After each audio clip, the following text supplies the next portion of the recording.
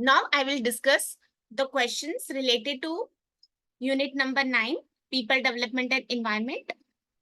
मेरे पास set D है जो पेज नंबर 8 से भी ये क्वेश्चन स्टार्ट कर रहे हैं. तो रीड करते क्वेश्चन.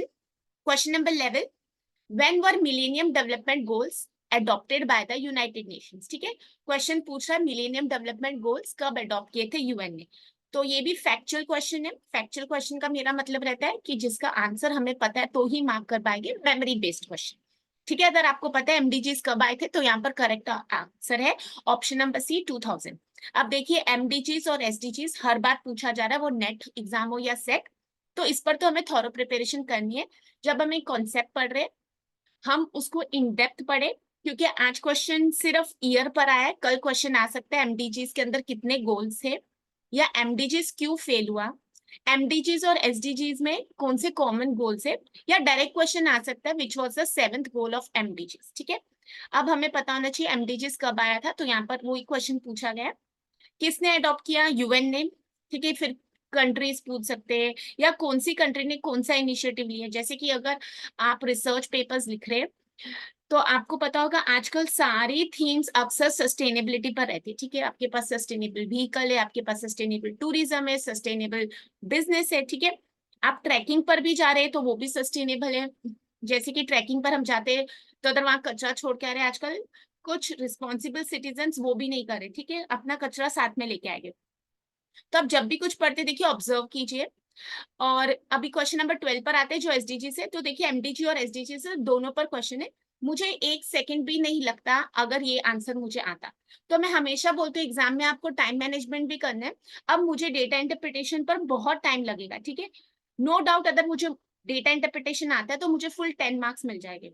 बट ऐसे क्वेश्चंस पर मुझे एक सेकंड भी नहीं लगा सोचने को, क्योंकि मुझे आता था. ठीक है, नहीं आता तो अलग बात है. तो आप टाइम मैनेजमेंट देखिए.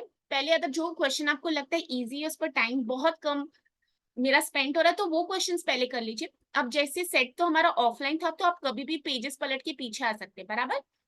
और फिर आप डेटा इंटरप्रिटेशन कीजिए, या तो आपको इतना कॉन्फिडेंस है कि मेरा डेटा इंटरप्रिटेशन इतना स्ट्रांग है कि मुझे उसके ऊपर 10 मिनट से भी कम लगता है विदाउट कैलकुलेटर, तो आप वो भी जरूर अटेम्प्ट कीजिए. बट देखिए कोई एक क्वेश्चन पर इतनी मेहनत मत कीजिए कि आपका बाकी का पेपर छूट जाए. मैंने खुद देखा है कि कुछ स्टूडेंट्स को लॉजिक, मैथमेटिक, रीजनिंग इतने प्यारे लगते हैं कि उनके ऊपर कितना भी टाइम लग जाए वो उसको सॉल्व करके रहते हैं, क्योंकि उनके मन में ये बैठा हुआ है कि उसमें तो मुझे फुल 30 मार्क्स मिलने. बट आपको कोई भी टॉपिक, अगर आपको इन्वायरमेंट भी बहुत प्यारा है या आपको टीचिंग भी बहुत प्यारा है, उसके ऊपर इतना मत दीजिए कि आपका पूरा पेपर ही छूट जाता है उसकी वजह से. ठीक है, हमारे पास टाइम लिमिटेड रहता है. और जैसे कि आपको पता है सेट का पेपर 1 होता है, फिर बीच में हमको ब्रेक मिलती है, फिर पेपर 2 होता है. ओके, तो आपको वो भी मैनेज करना है. ऐसा नहीं कि मैं पेपर 2 का टाइम यहाँ पर कंपनसेट कर दूं. ओके, तो ये याद रखिए अपने पेपर के टाइम जब आप क्वेश्चन सॉल्व कर रहे हैं आपको याद रखना है कि टाइम भी इंपॉर्टेंट है. ठीक है, कुछ बच्चे इसलिए क्वालिफाई नहीं हो पाते क्योंकि उनको आता तो सब था बट वो कुछ क्वेश्चन तक पहुंच ही नहीं पाए. तो ये गलती मत कीजिए.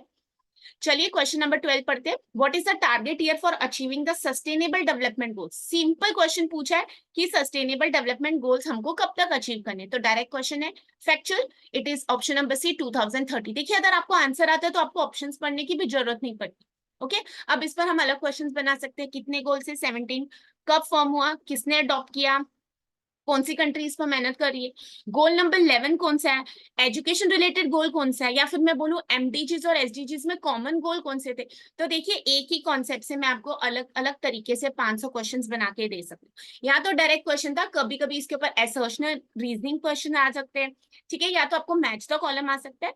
तो जब भी पढ़िए कॉन्सेप्ट को डिटेल में पढ़िए. क्वेश्चन नंबर 13 पर चलते हैं. Which of the following is the effect of photochemical smoke. ठीक है, अब ये देखिए इन्वायरमेंट बेस्ड क्वेश्चन है. अब हमें नहीं पता फोटोकेमिकल स्मोक क्या है, बट हर बार हमें पता है पॉल्यूशन बेस्ड एक क्वेश्चन आता है. ठीक है, कभी एयर पॉल्यूशन पर आता है, कभी वाटर पॉल्यूशन पर आता है. तो अभी उन्होंने हमें फोटो केमिकल स्मोक पर पूछा. अभी आपको स्मोक का मतलब पता है, स्मोक प्लस फॉग. ठीक है, फोटोकेमिकल क्या है, इफेक्ट पूछा. ठीक है, मीनिंग पता होगा तो इफेक्ट भी ढूंढ सकते.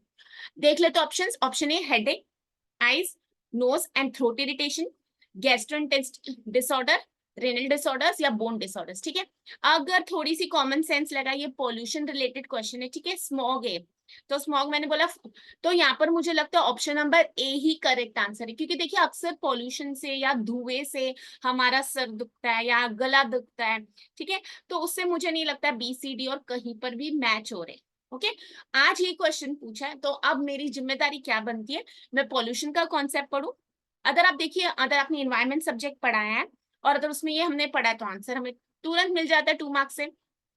या हो सकता है आपके छोटे छोटे अभी बच्चे, उनको आप ईवीएस पढ़ा रहे, ठीक है, तो ऐसे भी होता है। और मैं हमेशा सजेशन क्या देती हूँ, क्लासेस ज्वाइन करते हैं आप, नो डाउट आपको लगता है इस पर हम कैसे मेहनत करें, तो हम जब कॉलेज में जॉब करते हैं या जब आप प्रेजेंट स्टूडेंट है, तो आपके कॉलेज में एक इंग्लिश टीचर भी रहेगी, तो आप उनसे जाके कम्युनिकेशन की हेल्प ले सकते हैं। इन्वायरमेंट वाले टीचर भी रहेंगे तो आप उनसे जाके इन्वायरमेंट के क्वेश्चंस पूछ सकते हैं, हेल्प ले सकते हैं। कंप्यूटर टीचर्स है तो आईसीटी, तो देखिए इसको टीम टीचिंग हो जाती है। ओके, ग्रुप स्टडी भी कह सकते हो आप इसको, क्योंकि अगर आप टीचर्स ही हो सब अभी, तो आपको पता है कौन सी टीचर हमें कौन सा कंटेंट पढ़ा सकते हैं। ठीक है, मिल बांट के पढ़ने से क्या होता है, नॉलेज भी बढ़ती है और एक दूसरे की हेल्प भी होती है। ये जेलसी मत रखिए कि मैं क्वालिफाई हो गया तो मेरा करियर आगे आएगा, उसका मुझे क्यों फिक्र करूं, ऐसे मत रखिए। ठीक है, हमेशा याद रखिए, पढ़ने से और पढ़ाने से हम 2 बार और कुछ सीख के जाते हैं। मैं हमेशा कहती हूँ कि अपनी मेहनत पर स्ट्रांग रखिए, बाकी आपको ये टेंशन नहीं रहना है कि उसका क्वालिफाई हो जाएगा, मेरा हो जाएगा तो मेरी जॉब नहीं लगेगी। ठीक है, ये सब जेलसी मत रखिए, जितनी ज्यादा आप लोगों की हेल्प करेंगे उतनी मैं कहूंगी लाइफ में आप सक्सेस होगे। ठीक है, क्वेश्चन नंबर 14 पर चलते हैं। What is the term for the process of inoculating microbes into soil? ठीक है, अब ये वर्ड जैसे अगर मैंने भी पहली बार पढ़ा है तो हमें पहले तो पता ही नहीं होता इसको बोलते कैसे, फिर हमें ये पता नहीं होता ये वर्ड का मीनिंग क्या है। ठीक है, तो ये टेक्निकल टर्म है थोड़ा सा इन्वायरमेंट रिलेटेड, तो पूछ रहे कौन ये प्रोसेस का नाम पूछ रहे। ठीक है, सॉइल पता है, माइक्रोब्स पता है, आगे क्या पूछे नहीं पता। तो ये पढ़ लेते हैं, ए बायोवेंटिंग, बी बायोस्टिमुलेशन, सी बायोऑगमेंटेशन, बायोस्पेरेंगे। ठीक है, तो यहाँ पर मुझे लगता है करेक्ट आंसर ए है। अगर आप गूगल पर भी सर्च करेंगे ना तो आपको टेक्निकल लैंग्वेज मिलती है, टेक्निकल टर्म्स। ठीक है, इसको थोड़ा इन डेप्थ पढ़ना है। अब मेरी सजेशन क्या होती है, आज इस बार इन्होंने इसके ऊपर क्वेश्चन पूछ लिया, अगली बार ये क्वेश्चन नहीं आएगा।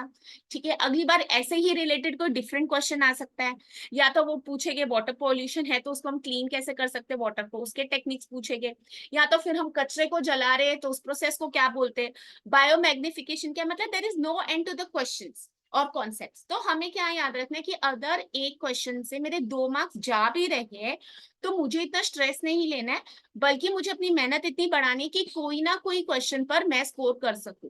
ठीक है, अब जैसे मैंने आपको बताया मुझे डेटा इंटरप्रिटेशन नहीं आता, बट मुझे क्या करना है, डेटा इंटरप्रिटेशन को पूरा छोड़ के नहीं जाना है।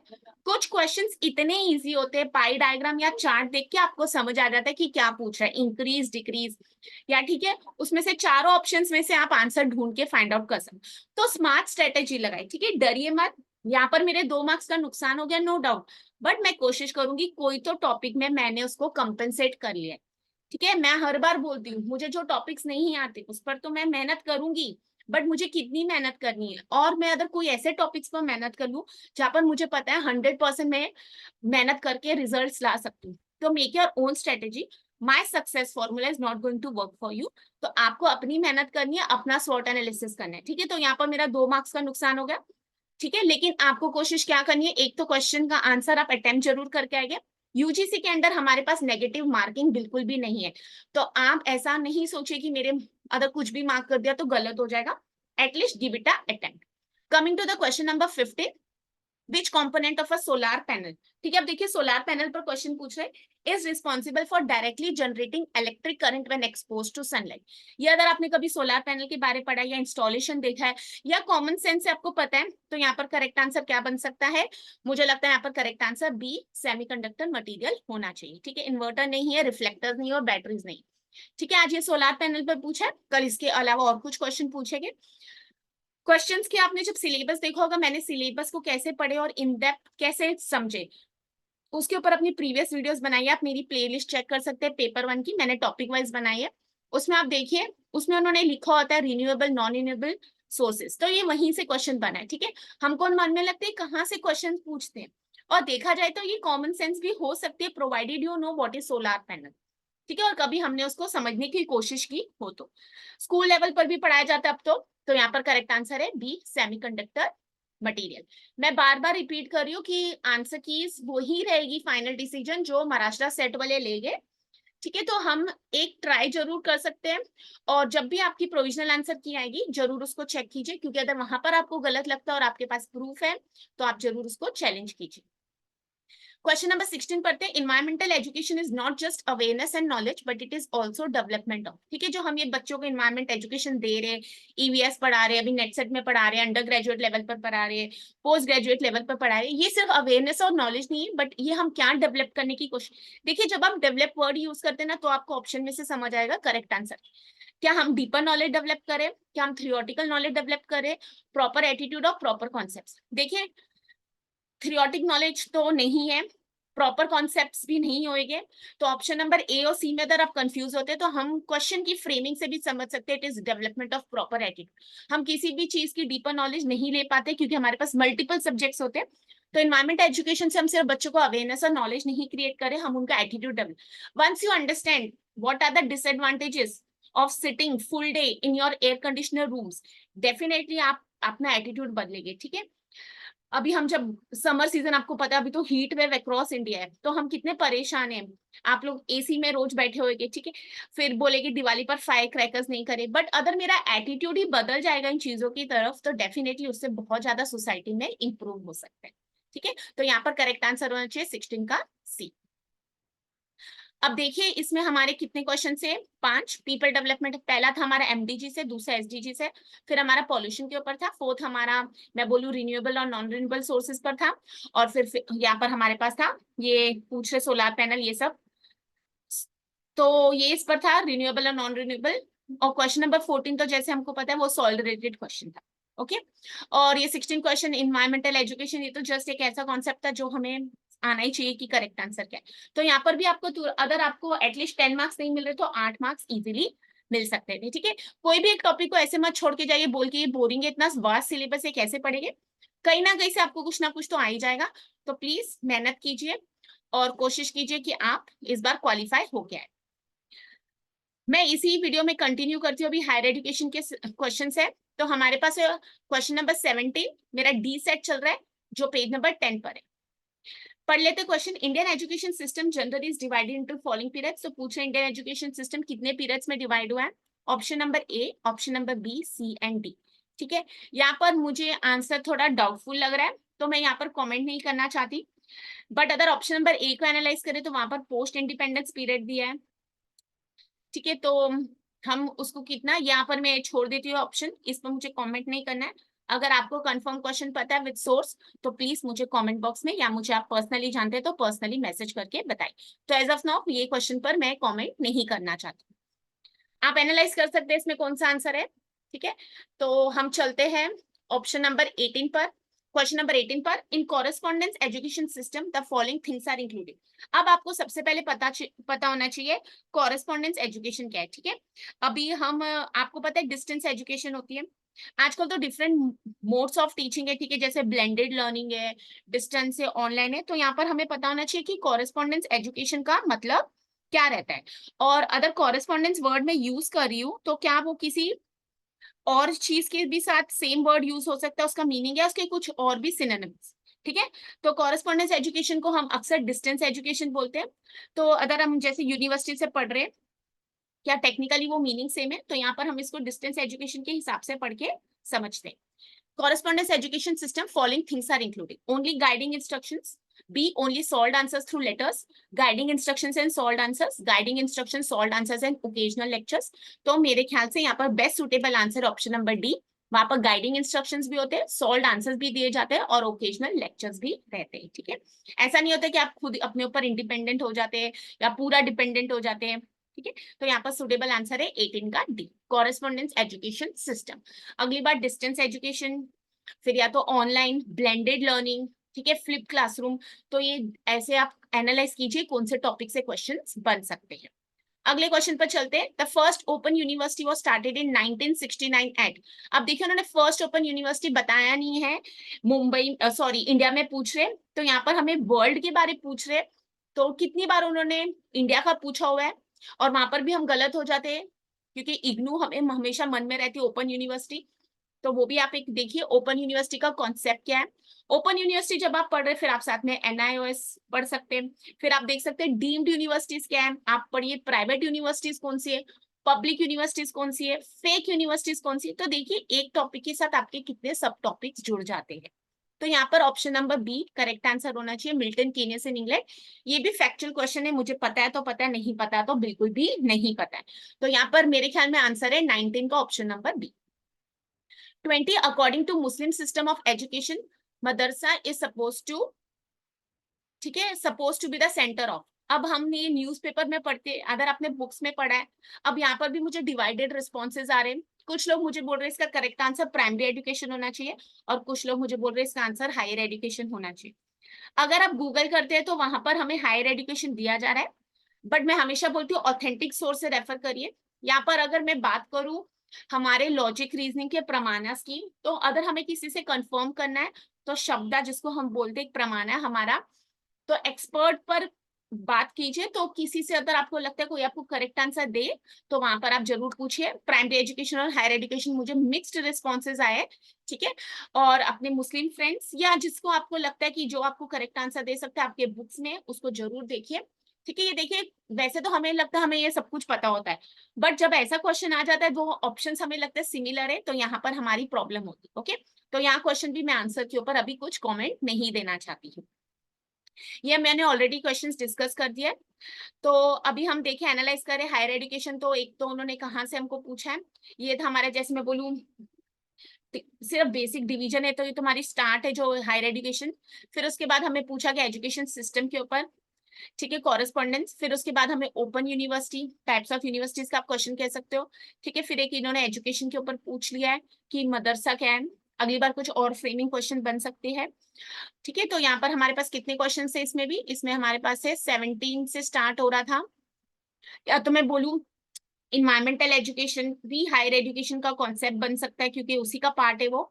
तो यहाँ पर हमारे फिर से क्वेश्चंस हो जाते हैं और हम इजीली ऐसे एनालाइज करके 8 मार्क्स तो ला ही सकते थे इस टॉपिक से भी।